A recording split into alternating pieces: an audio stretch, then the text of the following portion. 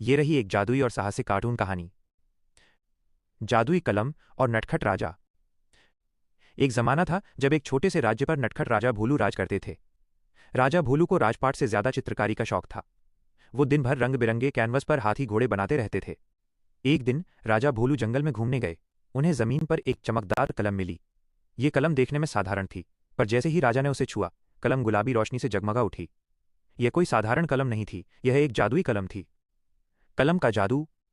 राजा भोलू ने उत्सुकतावश एक खाली कागज पर आम का चित्र बनाया। जैसे ही चित्र पूरा हुआ, धड़ाम, एक रसीला पीला पीला आम जमीन पर गिर गया।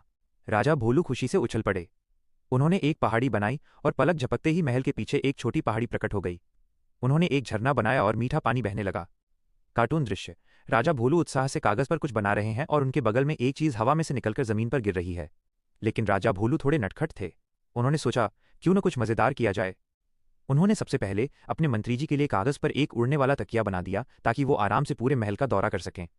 फिर उन्होंने रसोई में रखे खाली बर्तनों को भरने के लिए गुलाब जामुन का चित्र बना दिया। शैतान परी का हमला।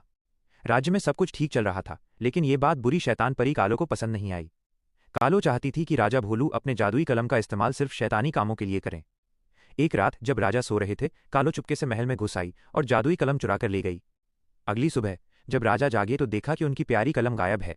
तभी उन्हें दूर आसमान में एक बड़ा काला धुआं दिखाई दिया।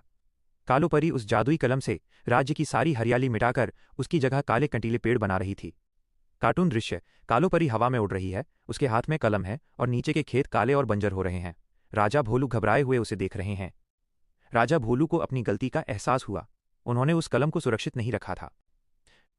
अक्लमंदी से जीत। अब राजा ने लड़ने का फैसला किया, लेकिन वह कलम तो कालो परी के पास थी। राजा भोलू ने दौड़कर अपने चित्रकारी के कमरे से अपनी पुरानी सादी वाली कलम निकाली।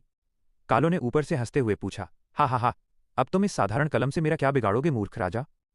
राजा भोलू ने मुस्कुराया। उन्हें पता था कि जादुई कलम बेशक कालो के पास है, पर चित्रकारी की अक्लमंदी उनके पास है। राजा भोलू ने तुरंत एक बड़ा सा कागज लिया और अपनी पुरानी कलम से उस पर एक विशाल, फुर्तीला और मजबूत बाज का चित्र बनाया। यह चित्र जादुई कलम से नहीं बना था, इसलिए बाज तुरंत असलियत में नहीं आया, लेकिन राजा ने अपनी अक्लमंदी से चित्रकारी में इतनी जान डाल दी थी कि वो बाज हवा में जीवित होने लगा। जैसे ही बाज हवा में पूरी तरह से सजीव हुआ, वो तेजी से ऊपर उड़ा और सीधे कालो परी के हाथ से जादुई कलम झपट ली।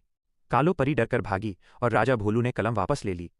उन्होंने तुरंत कलम से एक बड़ी बारिश बनाई, जिसने काले पेड़ों को धोकर फिर से हरा भरा कर दिया। राजा ने वादा किया कि वो अब जादुई कलम का इस्तेमाल सिर्फ अच्छे और जरूरी कामों के लिए करेंगे। सीख, मॉरल। किसी भी जादुई या शक्तिशाली चीज का इस्तेमाल हमेशा सावधानी और बुद्धिमानी से करना चाहिए, क्योंकि सही अक्लमंदी किसी भी जादू से ज्यादा बड़ी होती है।